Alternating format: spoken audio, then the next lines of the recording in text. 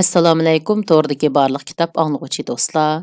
Biz Xalmurat Uyg'ur Elsoy yozgan Apamni izlab degan kitobni o'qishni davomlashtiryapmiz. Oldin qismning eng oxirida biz Xalmuratning tutuq otasi bilan Amerikadagi bir kim bilan suhbatda bo'lgan yerlarini o'qib o'tgan edik. Endi uning davomini o'qiymiz. O'g'lim, sening uyingdagilar uchun qilgan ishlaringni bilib turdim. Sen uchun duo qilib turdim. Qo'limdan kelishicha sana yordam qilishga tirishdim. Bilsan, biz tarafda sizlar kutgandek yordam qilganlar chiqishi bak tez. Munosabatlar bak murakkab. Uning ustiga Uyg'urlarning qimmat qarashlarining qanday ekanligini bilaman. Diniy e'tiqodiy to'g'riliq gap qilg'im yo'q. Bilsan, men musulmon bo'lamdu, yahudi bo'lamdu, bir xudoga ishonadigan kishilarning hammasini men bilan o'xshash xudoga ishondu deb tunayman. Chuqur men e'tiqod qilgan dinda bo'lsin deb turolmayman. Qandoq naqshini aytsang, shundoq naqshini anglashga herisman anglag'uchilaring bo'ladi. Naqshchi sababni tomoshabinlardan emas, balki o'zining aytgan naqshisining muvofiq bo'lmaganligidan ko'rish kerak, deb qo'ydi. Tasıldab kuyayotgan yog'ochlar silingan tom mashning yinida udulimda o'ltirib. Xalmurat, baya yaxshi so'zlab berdingiz. Sizcha mening so'zliginim qandoq bo'ldi? Deb yinimga keldi. Yig'in orliqida qahva ishkash dam ilib o'ltirganimda baya Uyg'urlarning sotsial mediada talash tartish qilayotgan masalalari haqida leksiya bergan chet ellik kishi ravon Uyg'ur tilida. Uning Uyg'urchini bu qadar ravon so'zlayolganligidan hayron qolmaydim. Ammo uning so'zlagan leksiyasining u qadar keng mazmunliq, tafsililigi, pokitlikligi meni xijil qilgan edi. Sizdeklarning Uyg'urlarning sotsial mediasiga payloqchilik qilganligini burunroq bilgan bo'lsam, gap so'zda texmo diqqat qildiganman, deb chaqchaq bilan javob qaytardim uningga. Uni boshqa Uyg'urshunoslar orasida hech qachon ko'rib boqmagan edim. Shu qitimliq yepiq yig'in fursatida tunishgan edim.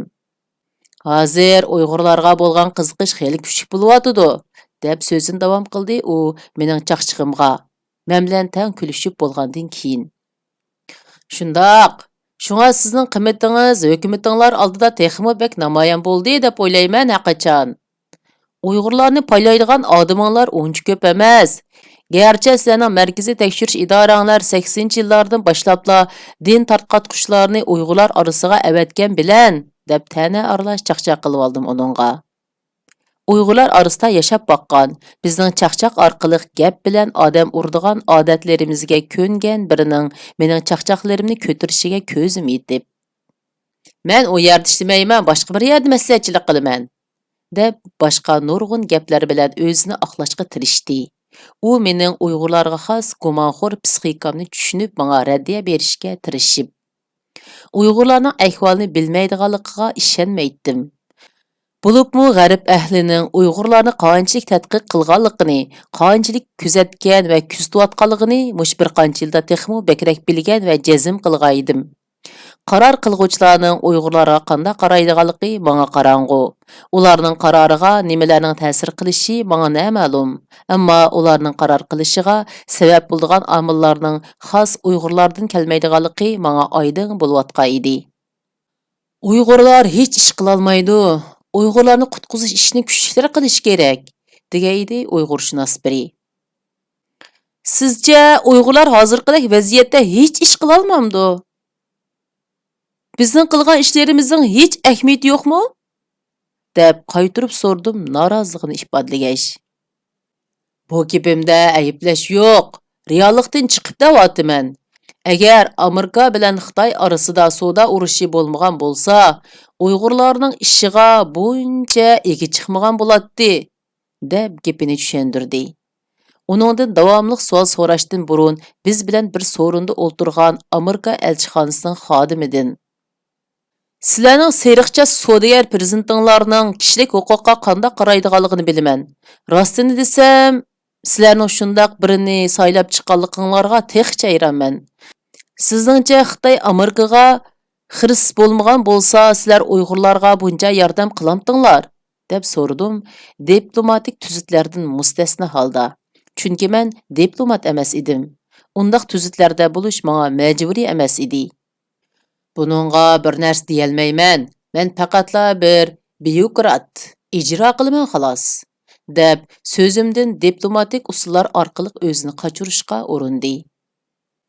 Mən diplomat emas, diplomatik tillaringizni tushunmayman.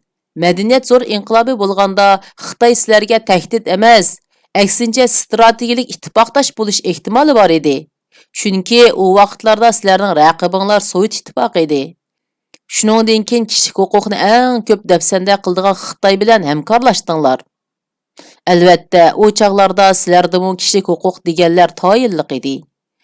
Pop Martin Luther King, Juni Tur apandimlar beshinglarni o'choq qilayotgan vaqtlari, irqiy kamsitish normal qaraldigan davringlarda edinglar. Hozir Xitoy sizlarga tahdid bo'lishga boshladi. Sizlarni G'arbiy Tinch okean rayonidan qistab chiqarishga tirishayotdi. Amerika dollarining xalqaro savdodagi o'rniga tahdid paydo qildi. Amerika iqtisodining cho'ng bir qismi shu dollar bilan munosabatlik mavhum ayribashlardan yaratilgan qimmatdan keladi. Bu sizlarning iqtisodinglarga bevosita tahdid. Men iqtisodshunos emas, kitoblarni o'qib olganimni so'zlab qo'yapman. Siz va boshqa davlatlar bo'lib kishilik huquq va demokratiya ideologiyasini tarqitib, G'arbning qimmat qarashlarini yangi ta'sir qilish kuchi qilib qo'llangan davlatlar Uyg'urlarga rost ko'ngil bo'lmadinglar. Uyg'urlarning o'z ishini o'zi qila oladigan holatga yetib taraqqiy qilishiga yo'l va yordam qilmadinglar. Uyg'urlarning o'z iqtisodiy va ixtisosliklari orqali undaq bir kuch shakllantirolmaydiganligini, undaq bir kuch bo'lmagan taqdirda o'z manfaatlarini qo'g'dashga loyiq iqtidori bo'lmaydiganligini obdan bilasizlar. Ammo uningga pisand qilmaysizlar. Ayblamadim. Faqatla reallikni da'vatman. Buning sababi nima? deb qaytirib so'radim. Ular mening shundaq boshpattaq savollarni so'rashimga kunib qolgan. Mening hatto ularni ayiblaydigan fikrlarimni bayon qilishimga hayron qolmaydigan bo'lib qolgan edi. Men ularning shundaq so'zlarimni anglaydiganligidan suyunatdim. Shunlashqa ular bilan hamkorlashishni xohlaydim. O'z fikrlarini bayon qilish cheklanadigan bir davlatda tug'ilib, cho'ng bo'lganligim uchunmi shundaq bir sapoga ega gavdalarga hurmatim va qoyilligim kuchlik edi. Albatta, u savollarimga yana diplomatik tillar bilan ustalik bilan tizilgan so'zlar dövisidan shakllangan ma'nisiz jumlalar bilan javoblantirildim. Uyg'urlar universal qimmat qarashlarini qabul qilishi, shunda qimmat qarashlarida ching turishi, shu prinsiplarga bo'lgan sodiqligini harakatida ifodalash kerak. Shundala hurmat topalaydi, do'st topalaydi, deb o'z ko'z qarashini ifodaladi. O'xshash savolni so'rg'inimda Uyg'urshunos yana bir do'stim. Uyg'urlarga nazar soldim. Ko'rayotganim men bilan do'stlashgan kishilarning qimmat qarashlariga yot bo'lgan qarashlar bilan to'lgan bir to'plum edi. U yerda diniy e'tiqodni ko'zda tutmadim, balki qimmat qarashlari, tushunchalar, o'ziga, o'zgalarga va dushmaniga berilgan tadbirlar va muomalalar edi. Bizning tafakkurimizda yengilanish bo'lishi kerak edi. Dunyo qarashlar to'qinishi kuchayotgan bu vaziyatda shundaq to'qinishlar orasida o'zining o'rnini tepib, milliy manfaatni qanoatlantira oladigan saponi hozirlay olganda bizda zo'r burilish bo'ladi. Biz kuchliklar orqali haqiqatan kuchlanalaydik. Jazo lagerlari 4-yilga qadam qo'ygan yangi yilning boshlanishi men kutmagan hayronliklar bilan boshlandi. 2017-yilning 5-ida boshlangan atalmish qayta tarbiyalash sistemasi kompaniyasi Uyg'urlarning qarshilik harakatining yangi burilishining portlashiga sabab bo'lgan edi. 2017-yili Uyg'urlarning yoshirin qarshilik bildirish bosqichi bo'ldi. Meni o'z ichiga olgan yangi faoliyatchilar u yili garchi o'zimizni oshkorlamagan bo'lsaqmi, hech kimga tinmagan holda o'zimiz to'g'ri deb qaragan usullar yoki shakllarda o'xshamagan saviyada faoliyat qilishga boshladik. Biz bundaq bir yangi hayot burilishiga ko'nmagan edik. Ammo shundaq bir hayot burilishi bizni tanlagan. Biz xuddi umumiy Uyg'ur kollektiviga o'xshashla go'yo suning eqishiga qarab oqqan g'azonlarga o'xshash o'zimizning qayerga berishni bilmagan holda qarg'ularcha umidda o'zimizga tasalli bergan. O'zimizni oqlashga tirishqa edik. To'g'risi, muhojiratda yashayotgan ko'p qism kishilarga o'xshash shundoq bir fursatparastlik psixikasida passib qarshilikni, ya'ni o'zimizcha kavobmi ko'ymaydigan, zixmi ko'ymaydigan usulda bu kunlarning o'tib ketishini kutgan edik. Mayli 2019-yili qanchalik hayajonliq shuarlarni qilgan qarindoshlarimiz yoki avangardlar bo'lsin, shundoq bir bosqichni beshimizdan kechirganligimizni e'tirof qilishimiz o'zimizning qanchalik shaxsiyatiga bog'liq.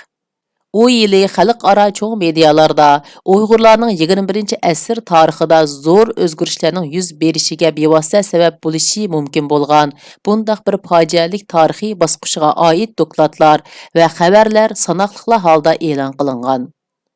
Uyg'urlarning inkoslari hech qanday diqqatni tortishga yetarli holda emas edi. Chunki Uyg'urlarmi, dunyomi o'xshashla bu fojiani tunish bosqichida edik. Әмді shu mavhum birlikdan majburiy holda ayrilib, chet ellarda musofir yoki muhojir yashayotganlar orasida yangi bir musofirlik dunyosini rasmiy shakllantirishga boshlagan edik. Undidordan WhatsAppga, Facebookga majburiy holda kollektiv va rasmiy ko'chdik. 2018-yili lagerlarning tez qaralda oyoqlashishiga bo'lgan umidimiz uzildi. Xitoyning bu yangi siyosatining biz umid qilgandek undoq tez oyoqlashmaydiganligini tunib yetishga boshladik.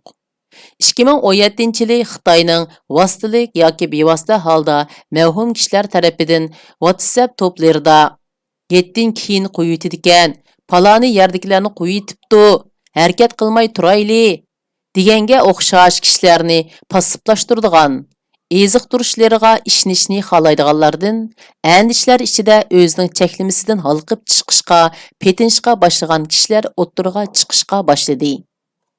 New York vaqt gazetining muxbirining mening ijtimoiy aloqa to'riga chiqargan mazmunlarimni analiz qilib chiqargan izlanishidan chiqargan nuqtasi men 2017-yili oilamga bo'lgan seg'inishimni ifodalaydigan, ularga bo'lgan muhabbatimni ifodalaydigan mazmundagi yozmalarni chiqargan.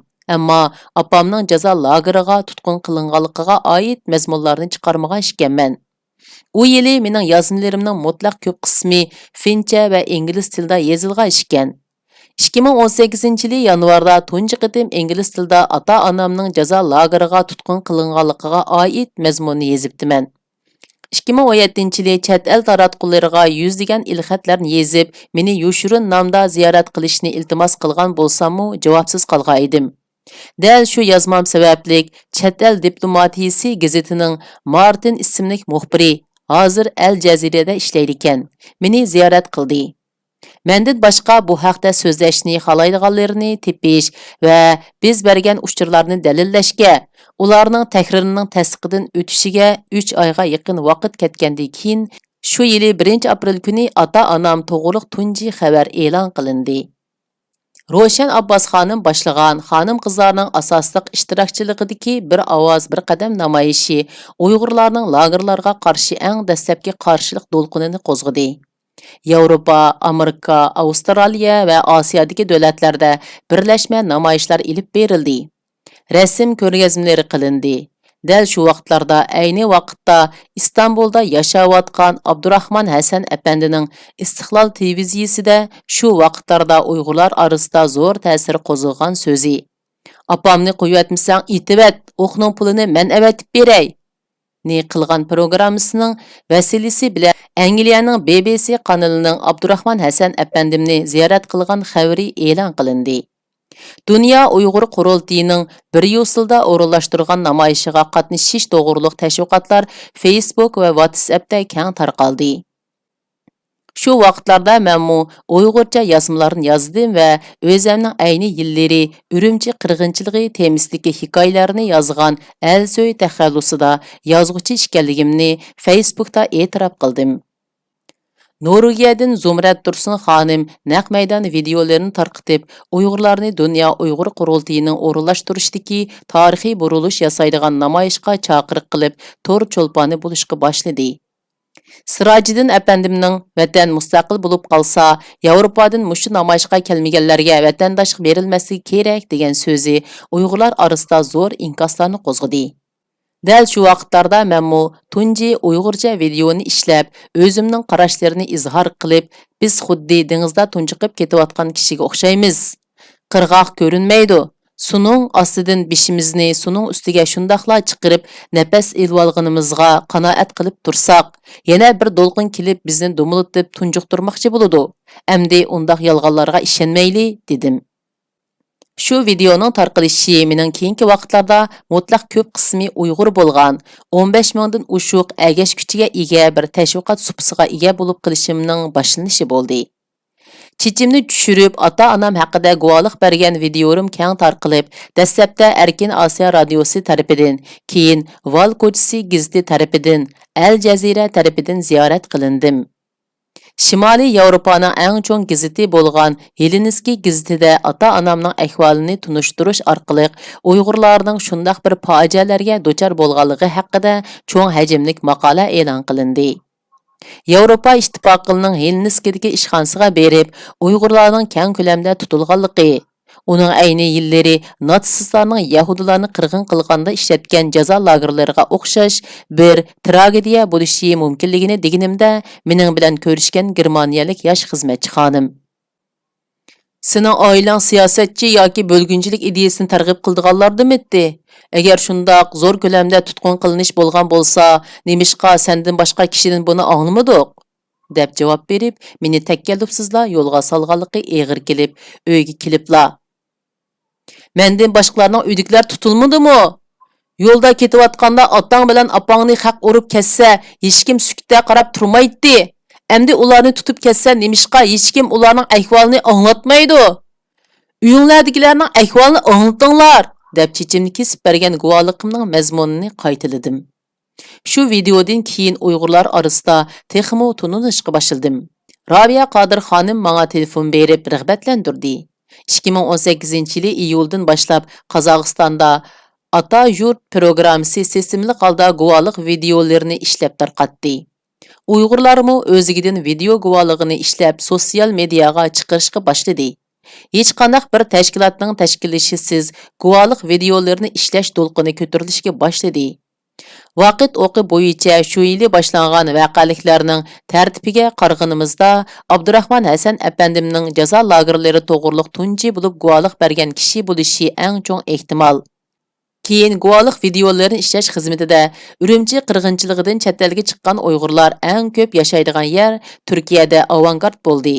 Turkiyaga bu ishning oldi keynini bilish maqsadida borganda, ko'rishgan kishilardan va Abdurahmon Hasan apandimni ziyorat qilgan vaqtimda menga deb berishicha, u guvohlik videosi ishlashga kishilarni safarbar qilish uchun o'zi yolg'iz holda nurg'un badallarni to'lagan. Keyin G'ulja Mashribi gruppasi Abdullah qatorli qarindoshlarni guvohlik videolarini ishlash xizmati qilishga o'rinlashtirgan. Avgustda Finlandiyada Uyg'urlarga yordam tashkilotimiz qurildi va Lola qatorliq fidoyilarning kechalab xizmati orqali guvohlik videolari ratlandi. Bir qismi tarjima qilinib, inglizcha yoziqlik qilib tarqatildi.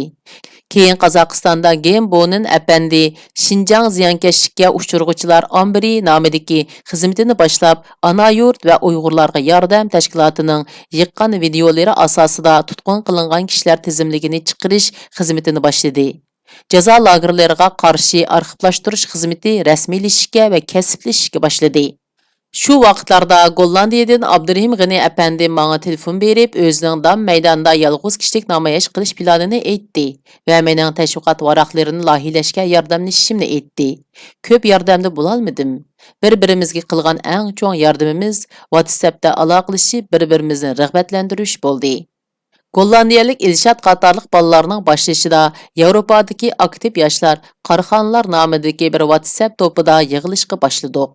Dastlabki tashkillanishimiz, plansiz boshlangan yig'ilishimiz faqatla tashkillanishni maqsad qilgan bo'lib, siyosiy programma bo'lishni eng ibtidoiy holatida edi.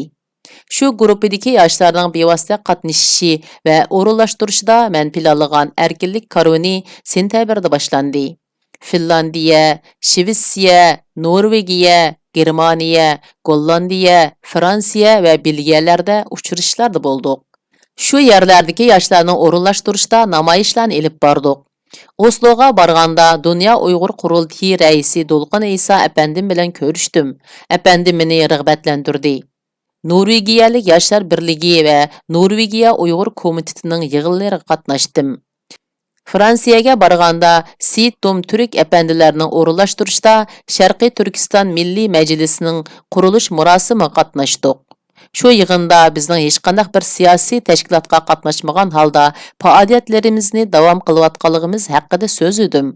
Yangicha faoliyatchilik haqida leksiya so'zlagan Naman Qashqari әпәнди leksiya orliqida davo muhiti to'g'riliq so'zlash orqali Uyg'ur yoshlarining ayrim tashkillanish to'g'riliq tushunchalarini bayon qildi. Shu vaqtlarda sotsial mediada Salih Xudoyor әпәндим o'zining Amerika Uyg'ur birlashmasining o'rinlashtirishda elib borgan namoyishida so'z qilish talabining rad qilinganligi haqida video ishlab tarqatgan. U to'g'liq әпәндим Zumrat Tursun xonimlar Uyg'urlarning hozirqida kunga qilishining tubki sababining mustaqil davlati yo'q bo'lishi.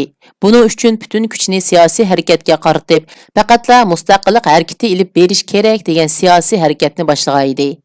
2017-yili Dünya Uyg'ur Qurultayining parchalanishi bilan shakllangan o'xshamagan to'plam kishilar orasidagi raqobatlar va talash-tortishlardan boshlangan bo'linish kuchaygan. Uyg'urlar o'xshamagan iqimlarga ayrilishga boshlagan vaqtlar edi. Naman Qashqari әпәндимning leksiyasida degan davo muhiti dal shu manzarani aks ettirish edi. Shu yig'inda To'g'liq Abdurazzoq әпәнди menga O'rta Osiyoning mukammal sha'nu shuhrati nomli kitobni hadya qildi. Yaponiyadan Turmuhammad Hoshim әпәнди menga Yaponiyadagi bir qarindishimizning omatini yetkazdi. Yig'in qatnashgan Yaponiya Baxit partiyasining televiziya ziyoratida bo'ldim. Ularning o'rinlashtirishida BDTning Xitoyning kishilik huquqiga qarab chiqish umumiy yig'inining boshlanish programma yig'iniga qatnashadigan bo'ldim. U vaqtlarda Baxit partiyasining qanday bir siyosiy organ ekanligini bilmaydim. Turmuhammad Hoshim әпәндим va Dolqin İsa әпәндimlar bilan birlikda Jenevada BDTning Xitoyning kishilik huquqiga qarab chiqish yig'ilishining gruppa yig'ini qatnashdim. Dolqin İsa әпәндimlarning har qaysi davlat vakillariga jazo lagerlari haqida lobbichilik ilib borgan uchrashishlarga bordim. 2018-yili Uyg'urlarning sukutni buzish yili bo'ldi. Guvohlik videolari ishlandi, to'plandi va arxivlashtirishga boshladi. Media tashviqot urushi ichki qismida Uyg'urlarni qutqizish funksiyasini o'tagan shaxsiy ekranlar boshlandi va keng tomoshabinlarga erishdi. Zumrat Tursun, Salih Xudoyor, To'g'liq Abdurazzoq, men Xalmurod Uyg'ur, Serikjon, Quzzat Altay, Ali Akbar Damullam, Kusani Ustoz qatorliq to'rt cho'lponlari borliqqa keldi. Kasblashish yo'linishiga mang'an shaxsiy ekranlardan tajalli ekrani, fidoyi ekrani qatorliq shaxsiy tashviqot taratqullari keng ommaviy asosga ega bo'ldi. Keyin bular Dünya Uyg'ur televiziyasining Tor televiziyasining programma o'zgarishiga, Erkin Osiyo Uyg'ur bo'limining nazar programmasini ishlashiga sabab bo'ldi. Tashqi jihatdan Ömer Bekali әпәндим, Mehrigul xonim va Bahorgun xonimlar qatorliq jazo lagerlari tutqunlari o'zining beshidan kechirganlarga guvohlik berishi bilan boshlangan tashviqot ko'rishining kulminatsiyasining boshlanishi. Nuri Turkal әпәндим, Roshan Abbas xonim, Zubayda xonim, Ruqiya Turtush xonim, Toyir Emin, Abduvali Ayub, Gulxumar, Javhar Ilhom, Dilnur Rayhan va Xalmurod Uyg'ur men qatorliq kishilar xalqaro medialarda so'zlashga, Uyg'urlarning jazo lagerlariga qarshi harakatlarining obrazi bo'lishga boshladi. 2018-yili sukut buzish, sistemlashish, iqimlarga bo'linish va obrazlashish qadamlari tamomlanib, 2019-yilga kelganda kuchlik media urushining tayyorliklari, Uyg'urlarning markaziy nerva sistemasining planlashisiz, hech qanday bir chertiyusiz tayyor bo'lishga, shakllanishga boshladi. Hech qanday bir markaziy organning yetaklashisiz, istiqillik holda o'zigidan tashkillanish va tayyorlanish Uyg'ur va qozoqlarning 2019-yildagi tashviqot urushida Xitoy hukumatiga qaqshatqich zarba berilishiga keraklik mutlaq shartlarni hozirladi.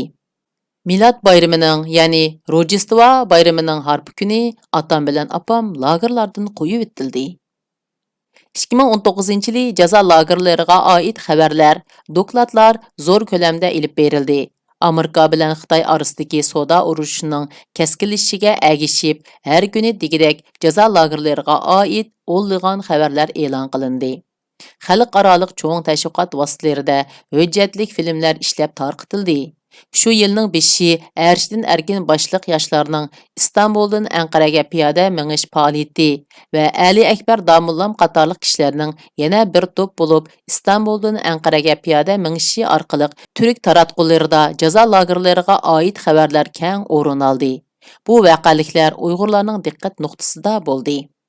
Shu yili fevral oyida Xitoy bilan Turkiya orasidagi o'tkinchi diplomatiyalik norozilikning natijasida Turkiya Uyg'ur san'atkori Abdurahim Hit apandimning turmada o'lib ketgan bo'lish mumkinligini misol qilib, Xitoy hukumatining Uyg'urlarga qaratgan siyosatini ayblanishi.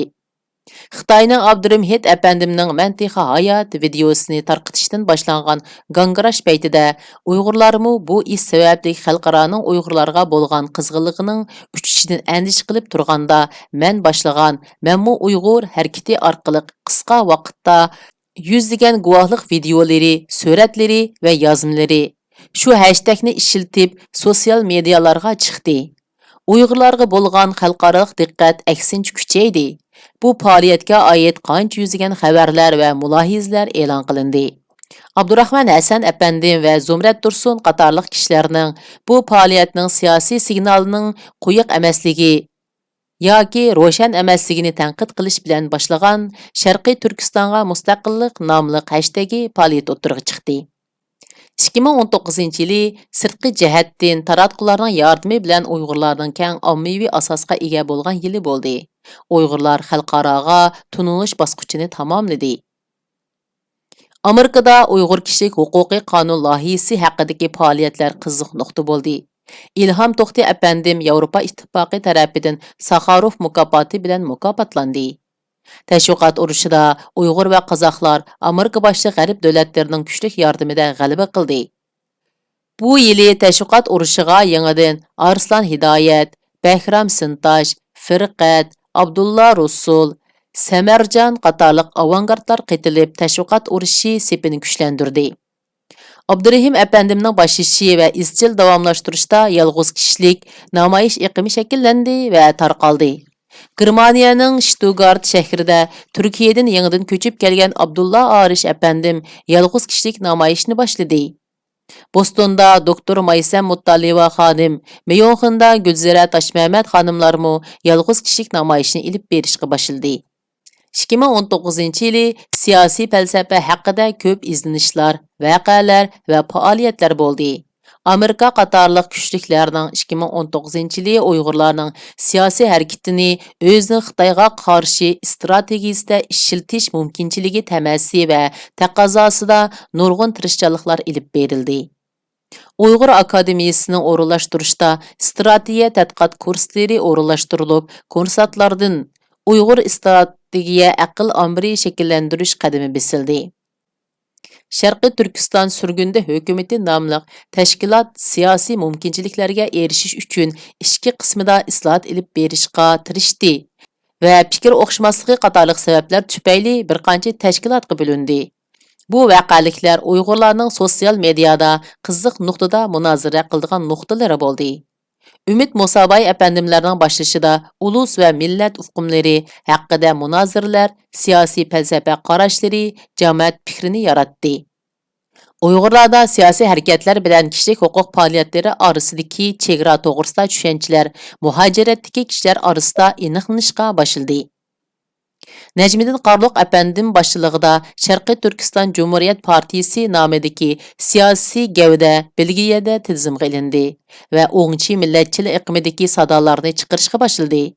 Ümid Musabay apandim qatorliq kishilar tarafidan Sharqiy Turkiston yoshlar qurultiyi maydonga keldi. Uyg'ur siyosiy harakat qanotida o'ngchi va so'lchi qanotlar shakllanishga boshladi. Jazo lagerlariga munosabatlik doirada mutaxassislashish maydonga keldi. Bularning natijasida har qaysi universitetlarda muhokama yig'inlari ochildi. Yuz bergan voqealar, Xitoyning siyosati qatorliq mazmunlar tahlil va tadqiq qilindi. Shundaqla faoliyatlarning sababi bilan muhokama yig'ini ishtirokchisi va leksiyachisi bo'lib menmu qatnashdim. Kopenhagen Universiteti, Helsinki Universiteti, Berlin Sharqshunoslik Universiteti, Belgiya Erkinlik Universiteti, Polsha Boznan Universiteti, Cambridge Universiteti, Chex Fanlar Akademiyasi qatorliq universitetlarda jazo lagerlarining oldi keyindagi faoliyatlar va Uyg'urlarning qarshilik harakatlari haqida, Uyg'urlarning siyosiy va ijtimoiy qarashlari, talablari haqida leksiyalarni so'zladim. Harvard Universiteti qatorliq 20 necha universitetlar qatnashgan Uyg'urlarga hissdoshlik nomidagi faoliyatda yiroqdan videolik leksiya so'zildim. Tunisiya Universitetida Isroiliyaning bir siyosat tadqiqot markazining Hindistonning Dehli Universitetining munosabatlik faoliyatlarida o'z harakatlarimni tunishtirgan qisqa leksiyadan keyin savollarga javob berdim. Arxivlashtirish xizmatida chet el universitetlarining arxivlashtirish va tadqiqot turlaridan boshqa Norvegiya Uyg'ur komiteti tarafidan Uyg'ur adliya arxivi ombiri rasmiy boshlandi va kasbiy shaklda guvohlik videolarini ishlashga boshladi. Qozog'istondagi Genbonin apandim Uyg'ur to'lqini nomida guvohlik videolarini yig'ish faoliyatini boshladi. Media tashviqot sohasida texmo ilgirlagan kasblashish qadami besilib, İstanbul'daki İstiklal televiziyasidan keyin Abdusalom apandimning boshchiligida Nida Uyg'ur televiziyasi qurildi va tarqitishga boshladi. Buning bilan Dunyo Uyg'ur qurultiyi to'r televiziyasi, İstiklal televiziyasi, Nida televiziyasi qatorliq Uyg'urlarning o'zlarining boshqarishidagi Uyg'urcha to'r televiziya kanallari bor bo'ldi.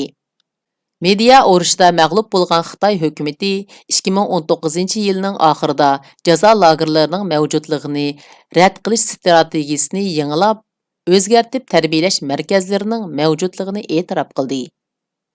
Yilning oxirida barliq kursantlarning maktab bitirganligini jakarlab, atalmish tarbiyalashning terrorlikqa qarshi urushning eng ilmiy usuli qatorida tashviq qilishga boshladi. 2020-yilning 5-i Bahram Sintash boshlagan Texcha xabar yo'q nomli faoliyat muvaffaqiyatli elib berilib, tashviqot vositalarining diqqatini tortib, keng tashviq qilindi. Xitoy buningga qarshi holda keng ko'lamda maqolalarni, filmlarni ishlab tarqatdi. Xitoyning bundaq bir reaksiyada bo'lishi uning strategiyasini o'zgartganligidan bizga bir signalni bermoqda. Xitoyning oldingi 3 yil jarayonida to'plagan uchurlari balkim Uyg'urlarning qarshilik harakatlarining umumiy ahvolini, muhojiratdagi Uyg'urlarning psixika, ijtimoiy munosabat va ideya mohilligi qatorliqlarni cho'nqur tadqiq qilganligini ko'rib olishga bo'ladi.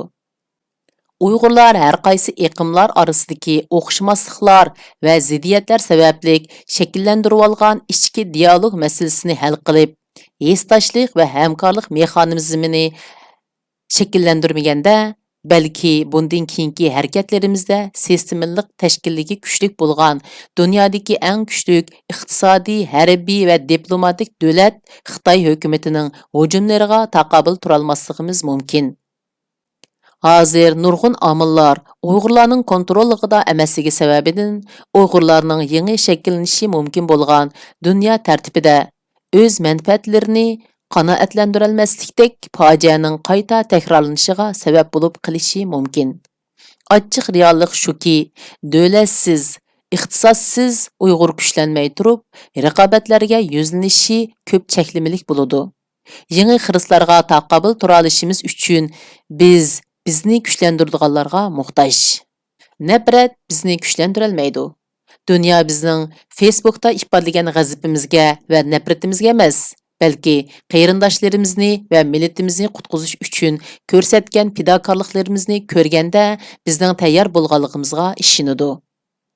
Bizning qarindoshlarimiz bo'lgan muhabbatimiz, sadoqatimiz va qarindoshlarimizning ularni qutqizish yo'lida har qanday qiyinchilikqa qaramay rostchillik bilan kurash qilganligimizni ko'rganda bizni harakatlantirganning bizga zulm qilganlarga bo'lgan nafratimiz emas, xuddi bolasini soyda o'ynashga qo'yib tayyorlab nehmat uchun ishlayotgan dehqonning qo'lidagi o'rg'oq bilan qovonga etilib berishi, dehqonning qovonni chepishi uning bo'lgan nafratidan emas, balki g'amsiz o'ynayotgan omoq bolasiga bo'lgan muhabbatidan. Uning balasiga xiris qilish uchun ketib borgan qovonni param-parcha qilayotganligini ko'rgan har qanday bir inson Yestashiqni qovonga emas, oilasini qo'g'dash uchun shuningga majbur bo'lgan, yuz ko'zi qonga bo'yalgan dehqon bo'ladi va uning yenida turadi.